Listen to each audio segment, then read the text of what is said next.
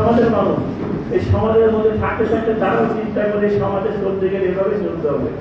এভাবেই চলে আসতেছে। তো সেই জায়গায় তাদেরকে আপনার নিয়ে বসে তাদের উদ্বুদ্ধ করেন,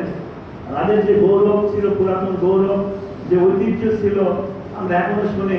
এই প্রতিষ্ঠানের হেডমাস্টার প্রধান ছিল অমুকে, এতটা সে ভালো মানুষ ছিল, ভাষাতে প্রকাশ করা যায় না। এই সম্মান তো হতে পারে, আমরা অর্জন করতে পারি। অর্জন করতে কাজের দায়িত্বের মধ্যে দিয়ে অর্জন করা যায়। আমি যদি একটা শিক্ষকের, আপনারা যদি একটা শিক্ষকের উপদেশ না, জাস্ট আলোচনা, উপদেশ আমি আপনাদের দিতে পারবো না, কিন্তু জাস্ট আলোচনা, যে একজন মানুষ যদি আপনাদের মধ্যে শিক্ষক, একজন প্রধান শিক্ষক, সরকারি শিক্ষক, একটা ছাত্র স্কুলে আসেনি, সে ইচ্ছা করে দুষ্টের মতো আসতে না পারে, অথবা কোনো কারণে শারীরিক অসুস্থতার জন্য আসতে না পারে, আপনি যদি কোনো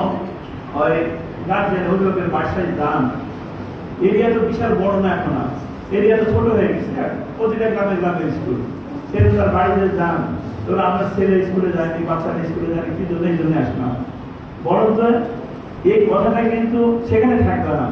আপনি তার বাড়িতে প্রশ্ন বাচ্চার অসুখের কথা শুনলেন, বাচ্চার মাথায় একটু হাত তুলে আসলেন,